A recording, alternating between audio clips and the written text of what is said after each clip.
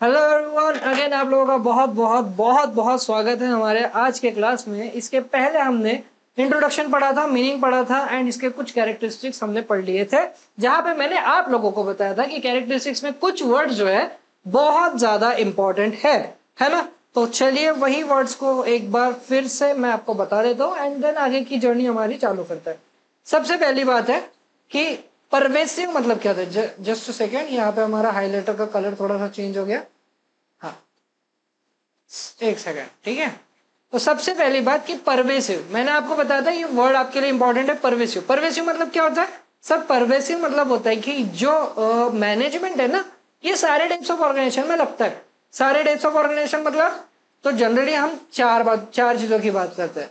Small organisation, big organisation, profitable organisation and non profitable organisation. ठीक है, तो हम अगर ऑर्गेनाइजेशंस की बात करें, हम अगर मैनेजमेंट की बात करें, तो मैनेजमेंट कितने टाइप्स ऑफ ऑर्गेनाइजेशन में लगता है? मैनेजमेंट सब बेसिकली चार टाइप्स ऑफ ऑर्गेनाइजेशन में लगता है: small, big, profitable and non profitable. इसका मतलब ये यूनिवर्सल है, सारे टाइप्स ऑफ ऑर्गेनाइजेशन में लगता है। उसके साथ मैंने एक और वर्ड बताया था तुम्हें कि याद रखना है, कौन सा? Multi dimensional. मल्टी डायमेंशनल मतलब क्या कि मैनेजमेंट सर, मतलब देखो, जैसे मैं मैनेजर हूं सपोज, मैं एज अ मैनेजर किसी पर्टिकुलर चीज को मैनेज करूंगा क्या? मैं सिर्फ एक इंसान को मैनेज कर रहा हूँ क्या? मैं सिर्फ एक काम को मैनेज कर रहा हूँ, या मैं सिर्फ इंसान के कोई काम को मैनेज कर रहा हूँ, ऐसा हो रहा है क्या? नहीं सर, मैनेजमेंट में आप बहुत सारी चीजों को मैनेज करते हो एक साथ। लाइक मैं एक पर्सन को मैनेज कर रहा हूँ, मैं उसके काम को मैनेज कर रहा हूँ एंड मैं ऑर्गेनाइजेशन के पूरे काम को मैनेज कर रहा हूँ, तो इसको बोलते हैं मैनेजमेंट। एंड लास्ट आता है डायनेमिक फंक्शन। डायनेमिक फंक्शन मतलब सर ये एनवायरमेंट है हमारा, एनवायरमेंट में कंटिन्यूस चेंजेस होते रहते हैं। लाइक लॉ चेंज हो गया, ठीक है, टेक्नोलॉजी चेंज हो गई, और लोगों के सैलरी में कोई चेंजेस आ गया, मतलब इकोनॉमिकल कोई चेंजेस आ गया, इन्फ्लेशन हो गया, डिफ्लेशन हो गया। ये सारे चेंजेस का तुम्हारे के इकोनॉमी पे फर्क पड़ता है क्या? तुम्हारे मतलब मैनेजमेंट पे फर्क पड़ता है क्या? तो पड़ता है सर। अगर आप इन चीजों को जल्दी से जल्दी अगर अडेप्ट कर लो तो आपका मैनेजमेंट बहुत अच्छा हो जाएगा, या तो बहुत खराब भी हो सकता है ना। ये सारी चीजें हमने पढ़े थे। नेक्स्ट हमने पढ़े थे सर ऑब्जेक्टिव। तो हमने जब ऑब्जेक्टिव पढ़े थे तो ऑब्जेक्टिव को हमने तीन पार्ट्स में डिवाइड कर लिया था। तो ऑब्जेक्टिव बेसिकली तीन टाइप्स के होते हैं तुम्हारे। सबसे पहला है ऑर्गेनाइजेशनल ऑब्जेक्टिव, देन है social objective and last is the personal objective. अब अगर ऑर्गेनाइजेशनल ऑब्जेक्टिव की बात करें तो ऑर्गेनाइजेशनल ऑब्जेक्टिव जो सबसे इंपॉर्टेंट है तुम्हारे करिकुलम में, ऑर्गेनाइजेशनल ऑब्जेक्टिव तीन पार्ट्स में डिवाइडेड है। अब तीन पार्ट समझने के लिए एक एग्जांपल जो मैंने तुम्हें दिया था वो वापस रिपीट कर रहा हूं। जैसे मैंने बताया था कि मेरी एक ज्वेलरी की शॉप है, ठीक है।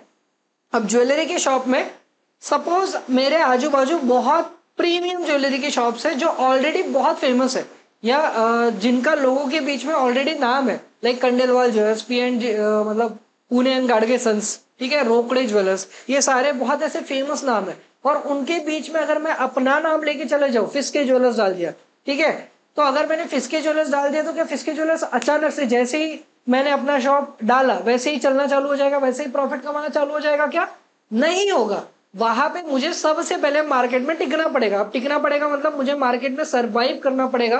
तो सबसे पहली स्टेज यहाँ पे आ जाती है सर्वाइवल, ठीक है। जैसे ही मैंने मार्केट में सर्वाइव किया मतलब मैं अभी टिक गया ना, तो अब मैं सोच सकता हूँ कि मैं प्रॉफिट कमाऊं। अब जैसे ही मैंने प्रॉफिट कमा लिया, पैसा भी आ गया, अब मैं क्या कर सकता हूँ, वो प्रॉफिट को मैं थोड़ा सा इधर उधर डाल सकता हूँ, मतलब अपनी ग्रोथ कर सकता हूँ, अपनी ब्रांचेस ओपन कर सकता हूँ। समझ में आ गया? उसके बाद एक होता है सोशल ऑब्जेक्टिव। सोशल ऑब्जेक्टिव मतलब हम अगर कस्टमर की बात करें तो कस्टमर तो तुम्हारे लिए भगवान है भाई। अगर कस्टमर तुम्हारी शॉप में नहीं आएगा तो तुम्हारी शॉप चलेगी क्या? नहीं। तो ऐसी कुछ चीजें करना है तुम्हें जिससे तुम्हारा कस्टमर हैप्पी रहे, जिससे सोशल एनवायरमेंट हैप्पी रहे, ठीक है। लाइक तुम तुम्हारे शॉप के सामने कचरा नहीं डालोगे, ठीक है, कचरा रहेगा तो ऑब्वियसली कोई तुम्हारे शॉप के अंदर आएगा नहीं। क्लीन रखना है, ठीक है, अपनी शॉप को उस हिसाब से रखना है कि कस्टमर आके थोड़ा सा उसको होम जैसा फील हो, फ्रेंडली नेचर फील हो, ठीक है। तो सोशल एनवायरमेंट रखना है। एंड लास्ट है पर्सनल ऑब्जेक्टिव।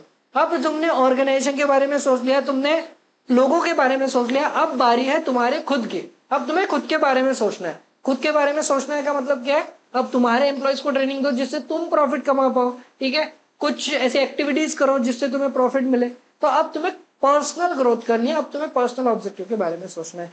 समझे क्या भाई? ठीक है, यहां तक हमने क्लियर कर लिया था। अब आगे बढ़ते हैं, अब आगे बढ़ते हैं, ठीक है। उसके बाद इंपॉर्टेंस भी हो गए थे। अब आते हैं फंक्शंस पे। Functions of management, very very very important topic for you. Functions of management होता क्या है वो देखो, समझो एक बार, ठीक है। फंक्शंस में बेसिकली तुम्हें तुम्हारे करिकुलम में कितने टाइप्स के फंक्शन है? 5।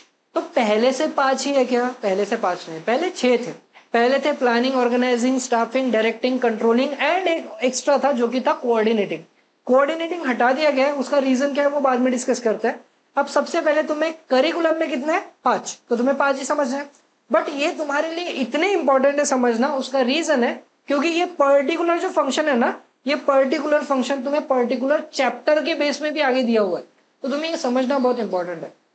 तो अगर हम इन सबको एक लाइन में समझे तो हमें एक एग्जाम्पल से समझना पड़ेगा। लाइक मैं शादी का एग्जाम्पल देता था कि अगर तुम्हें शादी करनी है तो शादी के लिए हम बहुत सारे प्लान्स बनाते हैं कि लड़की कैसी होनी चाहिए, उसका खानदान कैसा होना चाहिए, ठीक है। जैसे लड़कियां भी प्लान्स बनाती है ना कि लड़का ऐसा होना चाहिए, बिल्डिंग होनी चाहिए, घर होना चाहिए, लड़का अच्छा होना चाहिए, बैंक बैलेंस अच्छा होना चाहिए, ठीक है। लड़के का तो कुछ नहीं भाई, लड़के को सिर्फ लड़की चाहिए, ऐसा होता है कई बार, ठीक है। लड़के के बहुत सारे सपने होते हैं। ये सारी जो चीजें आप प्लान कर रहे हो कि शादी मुझे इस तरीके से करनी है, धूम धड़ाके से शादी करूंगा, या तो कोर्ट मैरिज करूंगा, या तो डीजे ऐसा होगा, या डेस्टिनेशन वेडिंग होगी, बहुत सारे प्लान्स बनाते हो। ये सब तुमने प्लान किया क्या? ये सारी चीजें प्लान करने के बाद दिमाग में रखते हो? नहीं सर, शादी करनी है ना, ये सब चीजों को अरेंज भी करना पड़ेगा। डीजे अरेंज करना पड़ेगा, डेस्टिनेशन वेडिंग के लिए जगह बुक करनी पड़ेगी, शादी के लिए हॉल बुक करना पड़ेगा, ये सारी चीजें करनी पड़ेगी। तो ये सारी चीजों को तुमको ऑर्गेनाइज तो करना पड़ेगा। तो नेक्स्ट स्टेप है, नेक्स्ट फंक्शन है ऑर्गेनाइजिंग। सबसे पहला है प्लानिंग, जो तुमने कर लिया। नेक्स्ट फंक्शन है ऑर्गेनाइजिंग। और जैसे ही ऑर्गेनाइजिंग हुआ, अब मुझे बताओ एक ही पर्सन पूरा काम करता है क्या घर का? नहीं करता है सर। शादी के घर में आप काम को बांटते हो, इसका मतलब आप स्टाफिंग करते हो, राइट पर्सन को राइट जॉब देते हो, तो आप स्टाफिंग करते हो। एंड देन है डायरेक्टिंग। डायरेक्टिंग में आप देखते हो कि सारा काम सही तरीके से चल रहा है या नहीं चल रहा है। उन लोगों को मोटिवेशन दोगे, उन लोगों को बताओगे कि तुम ही कर सकते हो, तुम्हारे सिवा ये काम कोई कर ही नहीं सकता। ये सारी चीजें जो करते हो, आप मोटिवेशन देते हो, लीडरशिप करते हो, ये सारी चीजें होती है। देन आता है आपका controlling. Controlling is the last stage of the function. And उसमें होता है कि आपने जो प्लानिंग किया वो सही है या नहीं है, आपको प्लानिंग को चेंज करना है या नहीं करना है, ये सारा डिसीजन किस में लिया जाता है? कंट्रोलिंग में लिया जाता है। और ये आज आपके 5 जो फंक्शन है, ये आपको समझने के लिए बहुत बहुत बहुत ज्यादा इंपॉर्टेंट है। नहीं समझाए तो इसी वीडियो को आप थोड़ा सा पीछे करके आप सुन सकते हो वापस, तो आपको समझ में आ जाएगा। आपके पास अनलिमिटेड बार ऑप्शन है कि आप पीछे करो सुनो, पीछे करो सुनो, ठीक है क्या? आगे बढ़ते हैं, आगे बढ़ते हैं, एक सेकेंड, हाँ आगे बढ़ते हैं। तो नेक्स्ट टॉपिक जो है लेवल ऑफ मैनेजमेंट है। मैं आपको ऊपर ऊपर से एक बार बता देता हूं, ठीक है। Levels of management. Levels of management में ऑर्गेनाइजेशन में 3 लेवल के मैनेजमेंट होते हैं। तो सबसे ऊपर top level, then middle level, and सबसे नीचे वाला लेवल जो होता है वो एम्प्लॉइज का लेवल होता है। तो सबसे नीचे वाले जो लेवल में होता है वो एक्चुअल ऑर्गेनाइजेशन में काम करने वाले लोग हैं, ठीक है। मिडिल में जो लोग हैं वो काम देने वाले लोग हैं, और सबसे ऊपर वाले लोग मतलब चेयरमैन हो गया, सीईओ हो गया, सीएफओ हो गया, जो एक्चुअल में वो कंपनी को ओन करते हैं। ये मैंने आपको छोटा सा ब्रीफ इसका दे दिया। इसको management is science, art and profession वाली चीज, ठीक है। आपको बहुत अच्छे से समझाता हूं मैं, एक पूरा बनाते हैं। एंड ये एग्जाम के लिए ना इंपॉर्टेंट भी है, ठीक है। तो ध्यान से देखना जो भी मैं चीजें बता रहा हूँ आपको इस टॉपिक से रिलेटेड, ठीक है। क्या बोल रहे हैं? एक सेकेंड, पेन को थोड़ा बढ़ा देते हैं, ठीक है। बोल रहे हैं कि मैनेजमेंट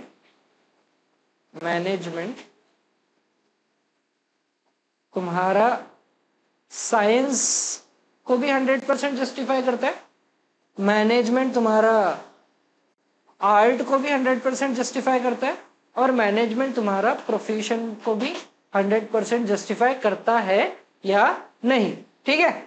अब ये सारी चीजें हमें देखनी है, एक एक करके देखते हैं, आपको बहुत अच्छे से समझ में आएगी चीजें। चलो एक सेकंड, एक सेकंड, एक सेकंड, एक सेकंड, एक सेकंड, ठीक है। चलो सबसे पहले ये क्या हो रहा है? हाँ, सबसे पहले साइंस की बात करते हैं। किसकी? साइंस की। क्या मैनेजमेंट साइंस को 100% जस्टिफाई करता है या नहीं करता है? अब ये समझने से पहले तुम्हें एक एग्जांपल समझना पड़ेगा, ठीक है। एक एग्जांपल दे रहा हूं तुम लोगों को, समझो। समझो एक बीकर है। क्या है? बीकर। ऐसा रहता है ना लंबा, ये है बीकर, बीकर ही है, कुछ और मत समझना इसको, ठीक है? नहीं, अलग ही बना देता हूँ भाई, तुम लोगों की सोच बहुत गंदी है, ठीक है? ये लो, ऐसा है बीकर। ये क्या है? एक बीकर है, ठीक है? साइंस मतलब साइंस लैब में जो होते हैं ना कंटेनर्स, जिसको बीकर्स बोलते हैं, ठीक है? अब इस बीकर में सपोज मैं ये जो एक एक्सपेरिमेंट कर रहा हूँ, ये एक्सपेरिमेंट मैं कर रहा हूँ इंडिया के अंदर, ठीक है? ये जो मेरा एक्सपेरिमेंट हो रहा है ये कहाँ हो रहा है? इंडिया के अंदर हो रहा है, ठीक है? अब ये बीकर में सपोज एक लिक्विड है, जो कि ऑलरेडी एक लिक्विड है येलो कलर का। कौन सा कलर का? येलो कलर का, ठीक है? अब इस बीकर में मैं कोई और एक सॉल्यूशन ऐड कर रहा हूं, ठीक है? अब मैंने जो सॉल्यूशन ऐड किया वो बेसिकली कौन से कलर का है? वो बेसिकली रेड कलर का है सर। बट मैं अगर ये सॉल्यूशन में ये लिक्विड डालता हूं तो इसका कलर जो है वो थोड़ा सा चेंज हो जाएगा। ये दूसरा कलर लेता है, ठीक है? हमारा कलर चेंज ही नहीं हुआ। अब इसमें मैं अगर कोई कलर डालता हूं तो वो चेंज हो जाएगा। अब मैंने इसमें एक सॉल्यूशन डाला, सॉल्यूशन का कलर कौन सा था? ब्लू। बट सॉल्यूशन जैसे ही बीकर में गया तो उसका कलर चेंज होके क्या हो गया सर? ब्लैक हो गया। तो ठीक है, यहां पे एक्सपेरिमेंट जो मैंने किया इसमें जो रिएक्शन हुआ है, इसमें क्या हुआ है? रिएक्शन जो हुआ है ये इंडिया के अंदर हुआ है। क्या मैं ये सेम प्रिंसिपल्स अप्लाई करके, यानी कि ये जो मैंने प्रिंसिपल अप्लाई किया, एक बीकर लिया, बीकर में पहले एक ऑलरेडी एक लिक्विड डाला हुआ था जो जिसका कलर येलो था, बराबर है? अब मैंने क्या किया, वो बीकर के लिक्विड को चेंज कर दिया या उसमें एक दूसरा लिक्विड डाला जिसका कलर तो ब्लू था, बट चेंज होके उसका कलर कौन सा हो गया सर? चेंज होके उसका कलर हो गया ब्लैक, ठीक है? अब ये जो एक्सपेरिमेंट था मैंने ये इंडिया के अंदर किया। क्या सेम एक्सपेरिमेंट को मैं इंडिया के बाहर करूं, या तो मैं बोल दूं कि मैं यूएसए में करता हूं ये सेम एक्सपेरिमेंट, तो इसका जो रिएक्शन होगा, तो क्या रिएक्शन सेम होगा कि डिफरेंट होगा? तो सर इसका जो रिएक्शन होगा ना, रिएक्शन होता है सेम। बराबर है क्या? बराबर है। तो चाहे मैं प्रिंसिपल्स जो है, जो तुम सेकेंड चैप्टर में पढ़ोगे, चाहे मैं प्रिंसिपल्स जो है इंडिया के अंदर यूज करूं या इंडिया के बाहर यूज करूं, क्या उस चीज का रिएक्शन सेम होगा क्या? यस सर, उस चीज का रिएक्शन जो है वो एग्जैक्ट सेम होगा। तो हम बोलते हैं कि मैनेजमेंट जो है वो साइंस को 100% जस्टिफाई कर रहा है। किसके पॉइंट ऑफ व्यू से सर? प्रिंसिपल्स के पॉइंट ऑफ व्यू से।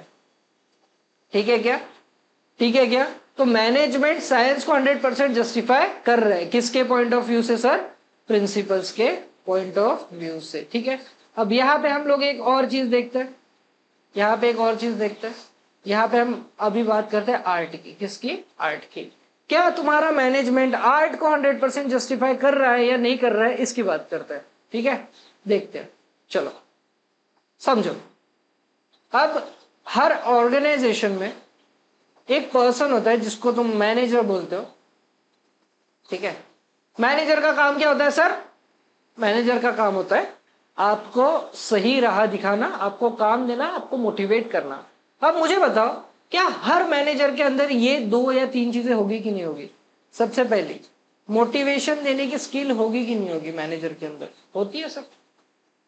क्या मैनेजर के अंदर लीडरशिप स्किल होगी कि नहीं होगी? सर उसी का वही तो काम है सर, लोगों से काम करवाना। क्या मैनेजर के अंदर आपको किसी भी चीज में हेल्प करने की स्किल होगी कि नहीं होगी? सर होगी, होगी, बिल्कुल होगी। काम समझाने की स्किल होगी कि नहीं होगी? होगी सर, बिल्कुल होगी। तो ये जो सारी स्किल है ये मैनेजर के अंदर इनबिल्ड होती है। ऐसा कोई मैनेजर है जिसके अंदर ये सारी स्किल ना हो? अरे सर ऐसा तो नहीं होगा। हर ऑर्गेनाइजेशन में एक ऐसा पर्सन होगा जिसके अंदर ये सारी स्किल्स होंगी होंगी, बराबर है? तो हम बोलते हैं कि मैनेजमेंट मतलब ये जो सारी चीजें एक पर्टिकुलर आर्टिस्ट के अंदर हो सकती है, ऐसा हम बोलते हैं। तो ये सारी चीजें को करना भी, देखो हर किसी को ना मोटिवेट करना नहीं आता, हर किसी को लीडरशिप परफॉर्म करना नहीं आता। तो अगर कोई पर्सन है जिसको ये सारी चीजें आती है, मतलब उसके अंदर आर्ट है, मतलब वो चीजों को आर्टिस्टिक तरीके से परफॉर्म कर रहा है, इसका मतलब हम बोलते हैं कि मैनेजमेंट जो है, आपका मैनेजमेंट जो है वो आर्ट को भी 100% जस्टिफाई कर रहा है। समझे क्या इतना चीज? ठीक है, अब आता है नेक्स्ट पे, नेक्स्ट पॉइंट पे आता है। अब हम बात करते हैं किसकी? प्रोफेशन की सर। अब हम बात करते हैं किसकी? प्रोफेशन की। जस्ट वेट, ठीक है? अब हम बात करते हैं प्रोफेशन की, ठीक है? अब देखते हैं क्या आपका जो मैनेजमेंट है ये प्रोफेशन को 100% जस्टिफाई कर पाता है या नहीं कर पाता है। अब मुझे बताओ, ऑर्गेनाइजेशन होता है, ऑर्गेनाइजेशन होता है, ऑर्गेनाइजेशन के अंदर कुछ लोग होते हैं जो बिहेव करते हैं फॉर्मली, कुछ लोग होते हैं जो बिहेव इनफॉर्मली करते हैं, या हम बोल सकते हैं कि कुछ ऑर्गेनाइजेशन के अंदर एक्टिविटीज होती है जो कि फॉर्मली चलती है, और कुछ एक्टिविटीज होती है जो कि इनफॉर्मली चलती है। बराबर है कि नहीं बराबर? बराबर। तो मुझे बताओ, फॉर्मल एक्टिविटीज जो ऑर्गेनाइजेशन के अंदर चलती है, वहां पे क्या एक्टिविटीज चलती होगी सर?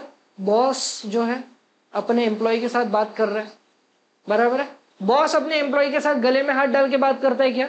नहीं बात करता है। बॉस अपने एम्प्लॉय को बोलता है कि चल भाई चाय पी के आते, चल फूक के आता है, ऐसा बॉस बोलेगा कि अपने एम्प्लॉय को? नहीं बोलेगा सर। तो वहां पे जो दोनों के बीच में बिहेवियर है वो तो एम्प्लॉय मतलब फॉर्मल बिहेवियर है ना।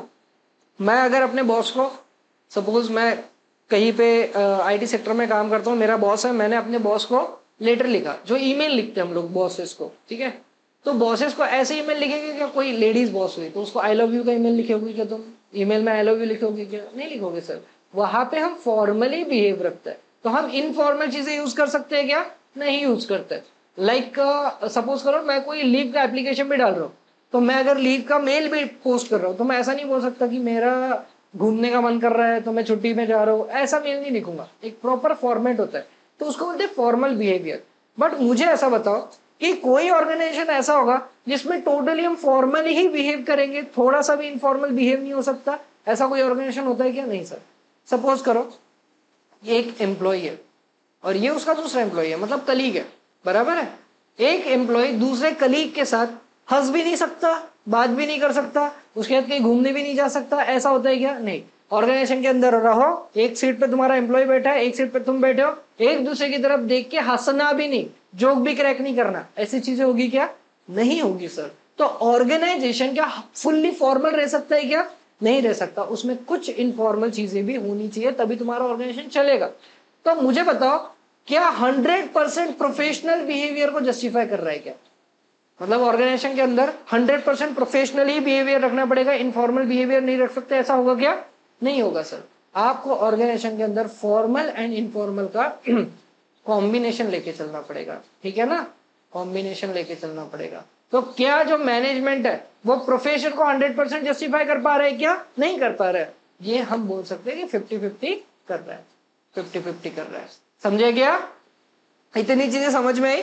अब बढ़ते हैं आगे। यही था management is a science, art and profession वाला चीज, ठीक है। आगे बढ़ो। नेक्स्ट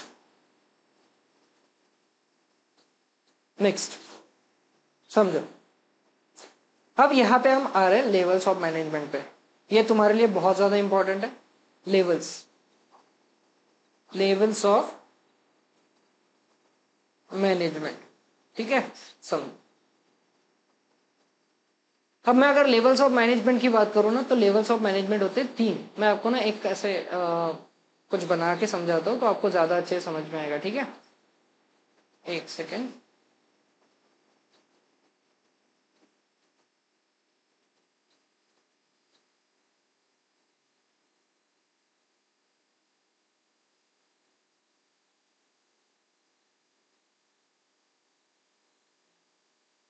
समझो, थोड़ा सा बड़ा बनाओगे इसको। एक सेकेंड।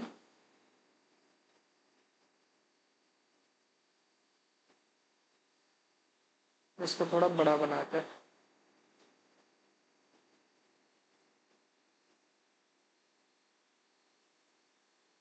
मेरे ड्राइंग पे मत जाना भाई, थोड़ी सी आड़ी टेढ़ी बन जाती है, ठीक है। समझो, ये एक ट्रायंगल है। ट्रायंगल ट्रायंगल को जो टॉप साइड में है वो तुम्हारा टॉप लेवल मैनेजमेंट, जो ट्रायंगल के बीच में बैठे है वो तुम्हारा middle level management, and triangle के जो सबसे नीचे है वो लोअर लेवल मैनेजमेंट, ठीक है। समझो।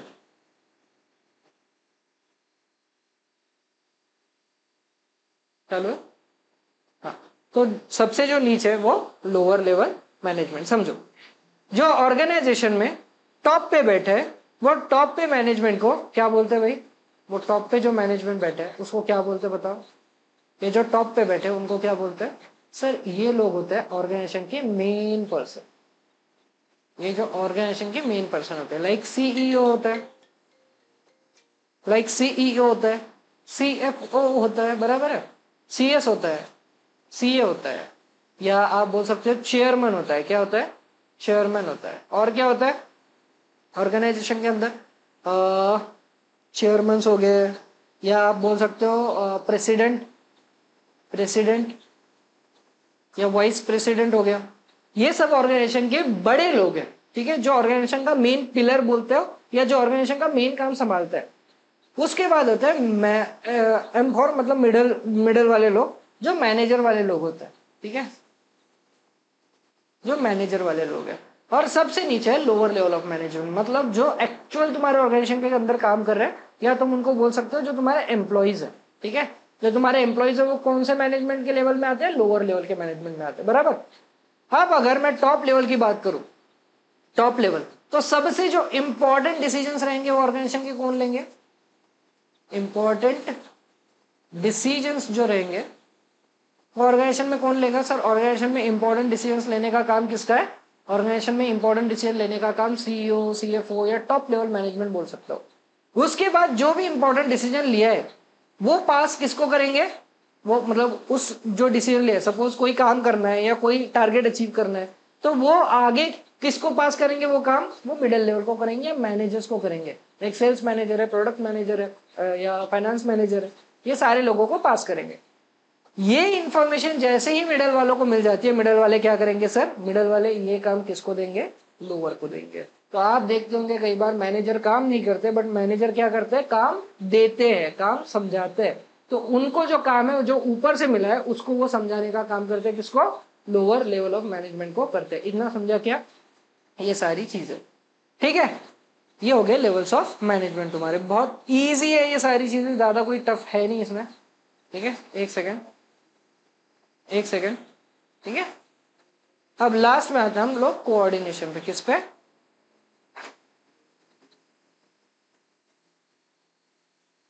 कोऑर्डिनेशन पे। अब ये तुम्हारे लिए ना समझने के लिए बहुत ज्यादा इंपॉर्टेंट है, जस्ट वेट, ठीक है। ये तुम्हारे लिए बहुत ज्यादा इंपॉर्टेंट है समझने के लिए चीज, समझो। अब अगर हम कोऑर्डिनेशन की बात करें, तो मैं अगर तुम्हें फंक्शंस पूछूं, मैं अगर तुम्हें क्या पूछूं? फंक्शंस ऑफ मैनेजमेंट पूछूं, फंक्शंस ऑफ मैनेजमेंट अगर मैं तुम्हें पूछूं, तो कितने फंक्शंस है भाई? कितने फंक्शंस है? कितने फंक्शंस है? कितने फंक्शंस तुम लोग पढ़ते हो? तो सर हम 5 फंक्शंस पढ़ते हैं। 5 फंक्शन में कौन कौन से फंक्शंस पढ़ते हो तुम? 5 फंक्शन में हम सब पढ़ते हैं, सबसे पहले प्लानिंग,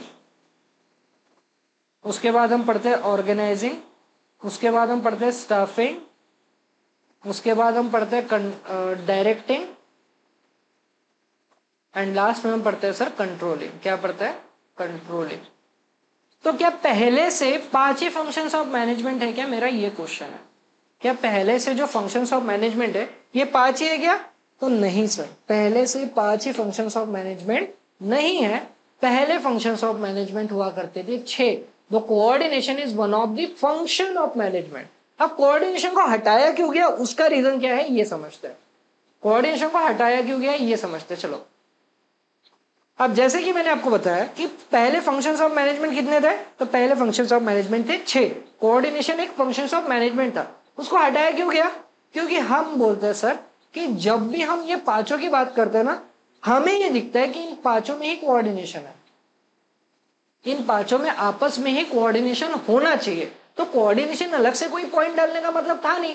मतलब सर मुझे बताओ, अगर प्लानिंग नहीं हुई तो ऑर्गेनाइजिंग हो पाएगी क्या? अगर ऑर्गेनाइजिंग नहीं हुई तो स्टाफिंग हो पाएगी क्या? स्टाफिंग नहीं हुई तो डायरेक्टिंग हो पाएगी क्या? डायरेक्टिंग नहीं हुई तो कंट्रोलिंग पॉसिबल है क्या? अगर प्लानिंग ही नहीं है तो कंट्रोलिंग पॉसिबल है क्या? अगर प्लानिंग ही नहीं है तो स्टाफिंग पॉसिबल है क्या? अगर स्टाफिंग ही नहीं है तो कंट्रोलिंग पॉसिबल है क्या? और नहीं सर, ये सारी चीजें ना आपस में जुड़ी हुई होनी चाहिए। मतलब पहले ऑर्गेनाइजिंग अगर हो रहा है तो उसके पहले कुछ प्लान होना चाहिए। प्लान हो रहा है तो उसके पहले कुछ प्लान हो रहा है, मतलब स्टाफिंग हो रहा है तो उसके पहले कुछ ऑर्गेनाइजिंग होना चाहिए, कंट्रोलिंग हो रहा है तो प्लानिंग होना चाहिए, ऑर्गेनाइजिंग होना चाहिए, स्टाफिंग होना चाहिए, डायरेक्टिंग होना चाहिए। तो क्या आप डायरेक्ट मतलब कंट्रोलिंग और डायरेक्ट ऑर्गेनाइजिंग ऐसा कर सकते हो क्या? नहीं सर, ये सारी चीजें एक दूसरे से कैसे रहनी चाहिए? जुड़ी हुई रहनी चाहिए।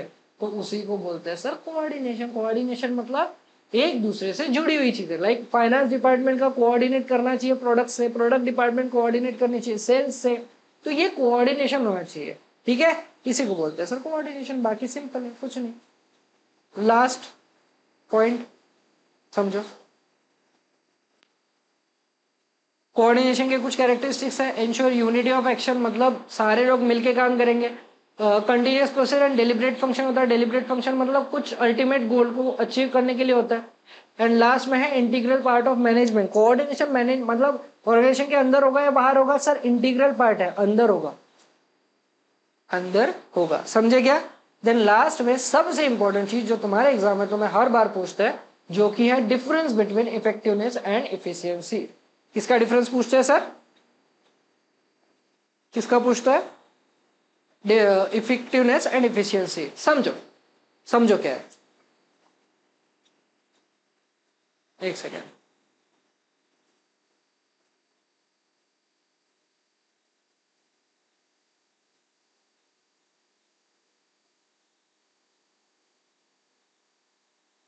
एक सेकेंड। अब सबसे पहले समझते हैं इफेक्टिवनेस क्या होता है, एंड देन समझेंगे इफिशियंसी क्या होता है। ठीक है, समझो। सबसे पहले समझो इफेक्टिवनेस मतलब क्या होता है। सर इफेक्टिवनेस मतलब होता है जहां पे तुम्हारे, इफिशियंसी को पहले समझो, इफेक्टिवनेस बाद में तुम्हें समझ जाएगा इसीलिए। यहाँ पे तुम्हें एक चीज याद रखनी है, मिनिमम, मिनिमम एंड मिनिमम। क्या याद रखना है? Minimum, minimum and minimum. इसका मतलब सर हमारे पास टाइम मिनिमम है, हमारे पास पैसा मिनिमम है, और हमारे पास लोग भी मिनिमम है। क्या है? लोग भी मिनिमम है। बट अल्टीमेटली हमें जो गोल चाहिए वो कैसा चाहिए? डिजायर गोल चाहिए, डिजायर गोल चाहिए। तो हमारा जो मेन एम है, हमारा मेन एम है डिजायर गोल। हमारा मेन एम क्या है? हमारा मेन एम है डिजायर गोल। तो सारी चीजें जब हमारे पास मिनिमम है तो वहां पे हम लोग अल्टीमेटली ये वर्ड भी यूज कर सकते हैं, minimum cost but maximum profit. ये वर्ड यूज कर सकते हैं कि ये हम पढ़ते आए हुए हैं बहुत टाइम से। तो इफिशियंसी को यही बोलते हैं कि आप यूज रिसोर्सेज का बहुत कम से कम करो, बट जो प्रॉफिट है वो रिसोर्सेज को यूज करके ही बहुत आपको अच्छा चाहिए। समझे क्या? इतनी चीज समझ में आई तो आगे बढ़ता है। देन आता है इफेक्टिवनेस। अब यहाँ पे तुमने पढ़ा कि सारी चीजें कैसी होनी चाहिए? मिनिमम होनी चाहिए, मिनिमम होनी चाहिए एंड मिनिमम होनी चाहिए। बट इफेक्टिवनेस में हम मिनिमम को भाव भी नहीं देते। हम बोलते हैं कि सर हमारे पास ना पैसा भी बहुत है, बहुत पैसा है हमारे पास ना बहुत टाइम है, ऐसी कोई टाइम की पाबंदी भी नहीं है। हमारे पास ना लेबर, अरे आप जितने बोलो उतने आदमी ला देंगे। हमारे पास सारी चीजें हैं, आप हमको सिर्फ क्या दो सर? आप हमको दो डिजायर गोल। टाइम की कोई पाबंदी नहीं है, पैसे की कोई पाबंदी नहीं है, लेबर की कोई पाबंदी नहीं है, आप जो मांगोगे वो दे देंगे। बट हमको क्या चाहिए? हमको चाहिए डिजायर गोल। इसी को बोलते हैं इफेक्टिवनेस। काम इफेक्टिवली होना चाहिए, चाहे उसमें कितना भी पैसा लगे, चाहे कितना भी टाइम लगे, चाहे कितने भी लेबर लगे। एफिशिएंसी बोलता है कम से कम चीजों में अच्छा डिजायर गोल आपको अचीव करके लाना है। And that's it for this chapter. यहीं पे हमारा ये चैप्टर होता है समाप्त। यहाँ पे हो गया हमारा नेचर एंड सिग्निफिकेंस वाला चैप्टर समाप्त। ठीक है, तो ये वीडियो जो होगा करीब करीब 25-30 मिनट तक होगा, बट पूरा चैप्टर आपका कवर हो जाएगा पहला। ठीक है, इजी जाएगा आपको बहुत अच्छे तरीके से। अगर आपको कुछ नहीं समझता है तो आप कमेंट बॉक्स में डाल भी सकते हो। ठीक है, तो इसी के साथ पहला चैप्टर हमने खत्म किया है। दूसरे चैप्टर के साथ जल्दी मिलते हैं इसी जोश और इसी जुनून के साथ। तब तक बने रहिए विद्यार्थी एकेडमी के साथ। Thank you so much everyone. मिलते हैं नेक्स्ट वीडियो में जल्दी। एंड कुछ डाउट होता है तो कमेंट बॉक्स में आप डालना। Thank you so much.